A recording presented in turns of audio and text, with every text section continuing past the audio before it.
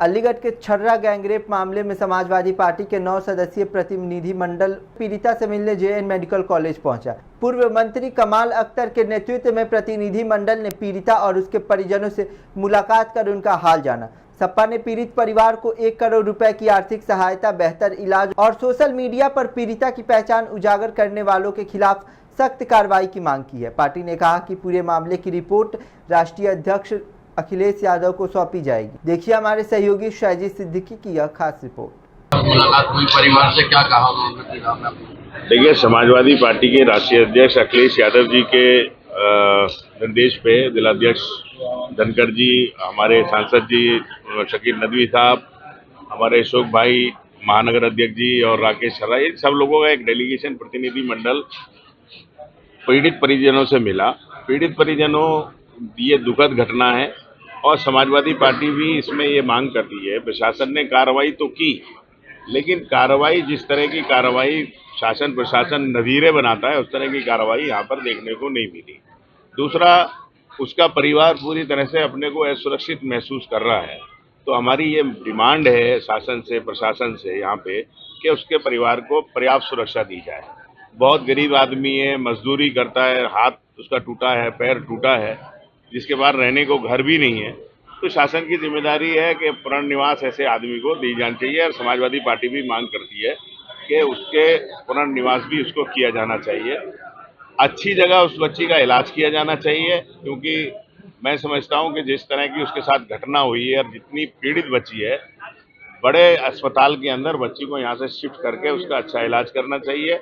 सरकार को पूरे इलाज का खर्चा उठाना चाहिए।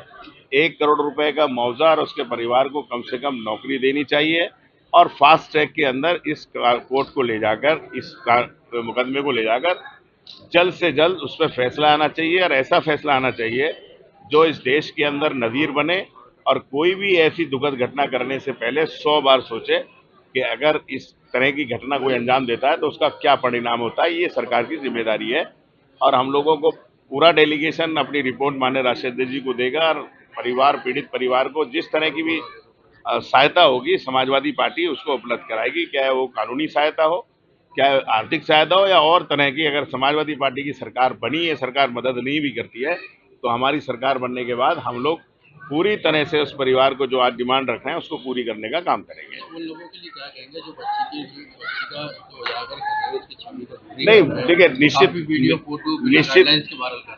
निश्चित तौर पे उसके परिवार की, हम उसके पिता से मिले और उससे हमने भी कोशिश की कि उसकी आइडेंटिटी जाहिर नहीं होनी चाहिए, क्योंकि उसके परिवार की सुरक्षा को खतरा है और उन लोगों के खिलाफ भी जरूर कुछ ना कुछ शासन प्रशासन को करना चाहिए जिन्होंने उस बच्ची को आइडेंटिटी को उजागर किया। हमारा डेलीगेशन भी इसी वजह बच्ची से नहीं मिला है और ऐसे लोगों को, क्योंकि उसे पूरा लंबा जीवन जीना है, अगर उसकी आइडेंटिटी क्लियर होगी तो उसे जीवन में बड़ा लंबा सफर करना पड़ेगा। तो शासन प्रशासन से हम लोगों का कहना है कि कम से कम ऐसे लोगों के खिलाफ भी कार्रवाई होनी चाहिए जो अपनी टीआरपी बढ़ाने के लिए इस तरह का काम करते हैं। कार्रवाई को लेकर क्या कहेंगे? नहीं, अब हमने मांग की, शासन प्रशासन से मिलेंगे।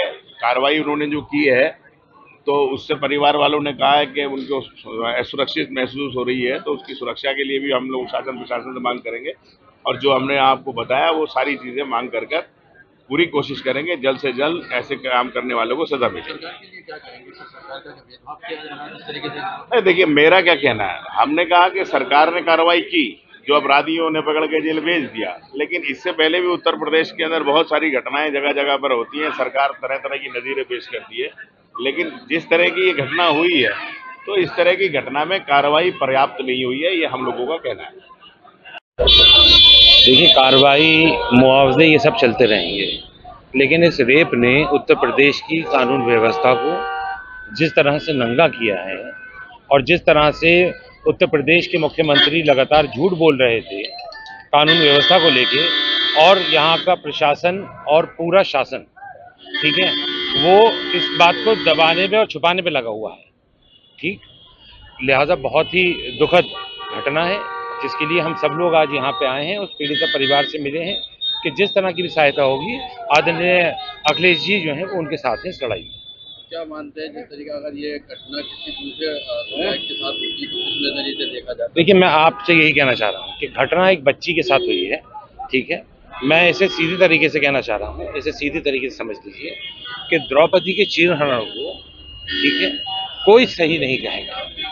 ठीक, पूरी महाभारत जिस देश में हुई हो वहाँ पे आज भी द्रौपदी अगर सुरक्षित नहीं है और आज भी चीरहरण हो रहा है, ठीक, तो ये सोचने की बात है। ना हिंदू ना मुसलमान, इसे किसी चश्मे से मत देखिए, ये देखिए कि किसी की बच्ची के साथ हुआ है, ठीक, और गलत हुआ है, चाहे वो जिसने भी किया है।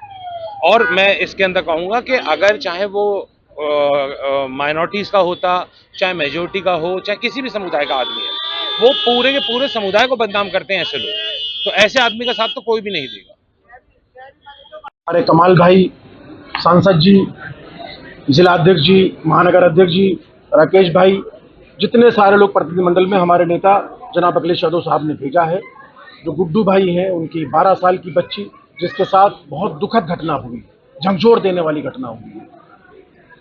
हम प्रशासन से मांग करते हैं और सरकार से मांग करते हैं कि परिवार को 1 करोड़ का मुआवजा दे, परिवार को घर दे और एक सरकारी नौकरी दे, और जो दोषी हैं उनके ऊपर ऐसी कार्रवाई हो कि कोई ऐसी घटना करने के लिए दोबारा ना सोचे, और फास्ट ट्रैक कोर्ट में इसको चलाया जाए, जितनी जल्दी हो उसको सजा दी जाए। और मैं फांसी की भी मांग करता हूं ऐसे लोगों के खिलाफ कि इनको फांसी दी जाए। और अपने नेता से हम लोग, ये डेलीगेशन हमारा जो आया है, मिल करके बात रखेंगे और रखे हैं बात, जो परिवार की मदद हो सकेगी हमारे नेता जनाब अखिलेश यादव साहब करेंगे। ये पूरा डेलीगेशन अलीगढ़ समाजवादी पार्टी पूरी परिवार के साथ है। हमारे नेता अली जनाब अखिलेश यादव साहब साथ हैं, समाजवादी पार्टी साथ है। हमेशा हम परिवार के साथ खड़े रहेंगे।